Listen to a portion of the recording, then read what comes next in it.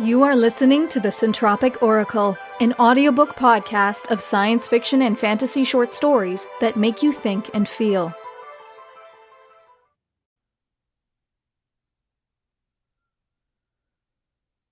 Membership Optional by Sara Fox.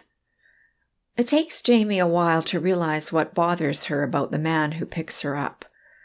It's not the plant leather suit that fits him like a glove, or his perfectly styled baby blue hair that looks like it could pick up cellutype frequencies if he twisted the ends of his pompadour towards the sky.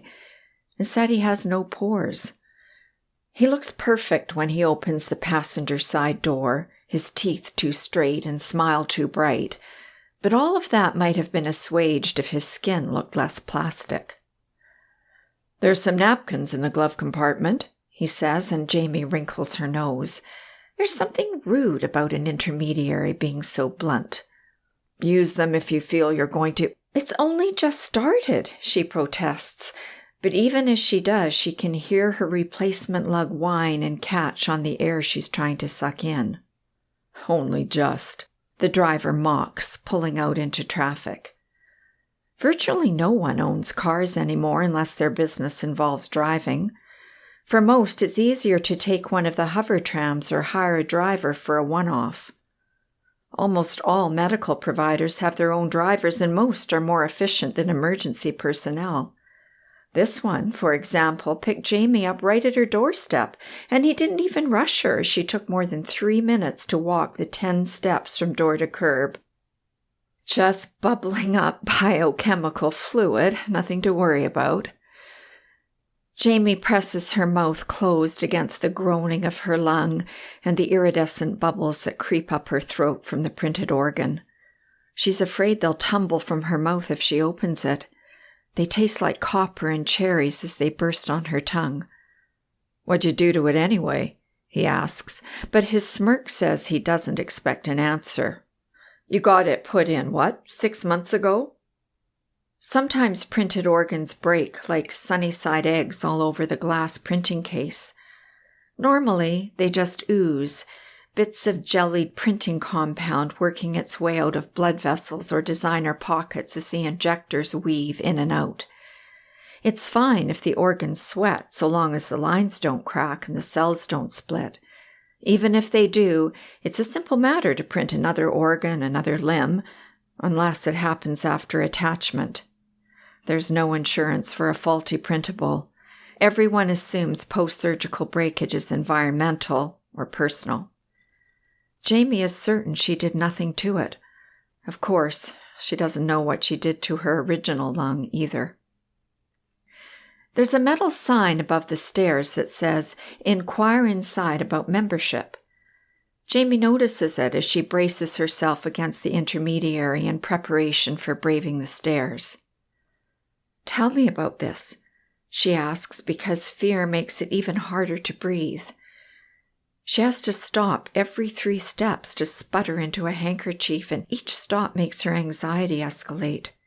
Her guide is at least kind enough to mostly hide his disgust at the way her whole body seems to splinter along the lines of her single biological flaw.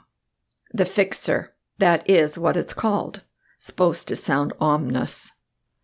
He says the word ominous strangely, like the vowels are out of order. It's the most humanizing thing Jamie has heard all day, and her faulty lung finally stops seizing in a sputter of latent nerves. The relief lasts only until a voice rises from behind a blue patterned curtain hanging behind the white reception desk. "They. That's what they are called." "Right, sorry." He doesn't sound sorry. He bows mockingly towards the curtained-off area and then ushers Jamie forward with an arm at the small of her back. She struggles to keep pace as they brush past the curtain, but he doesn't seem to notice her feet dragging while he strides. "They are called the fixer. 1 person, plural."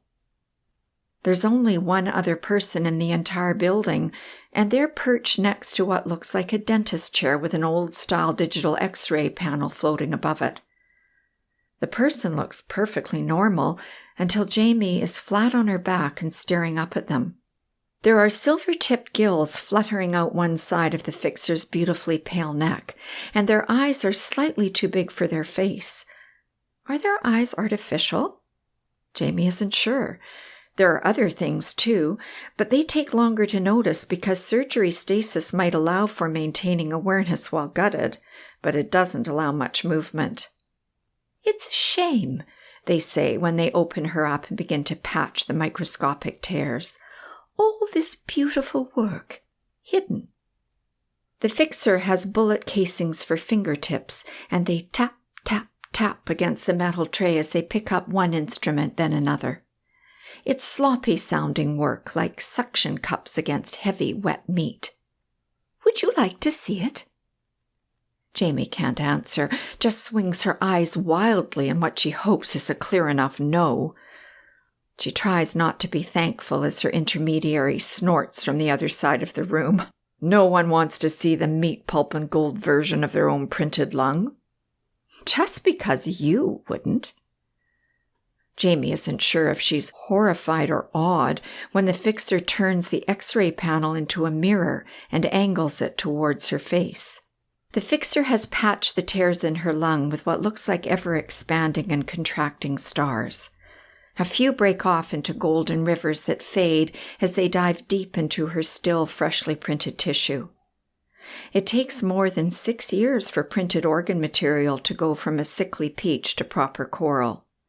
Jamie's lung will always look a shade too light, and now it will always be marred, a strangely beautiful patchwork of reimagined tissue and nanite adhesive.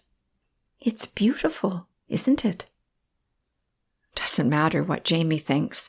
She closes her eyes and tries not to think of it, or the way the fixer's face grows soft as they turn their attention towards putting Jamie back together. Jamie doesn't have to lean on anyone when she leaves.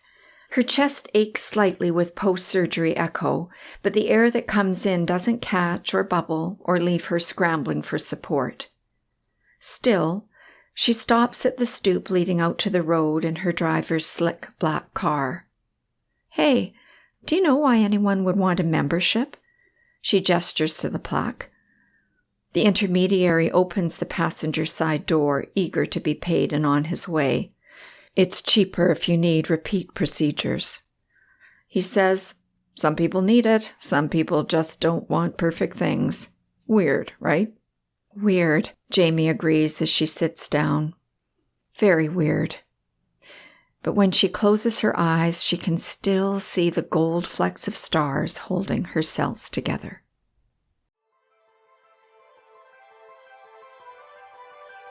We hope you enjoyed Membership Optional by Sara Fox, read by Candice Hunter. If you'd like to make a donation to the author and narrator of this story, check out the story page link in the description and click the PayPal donate button, or pledge your support to us directly on Patreon.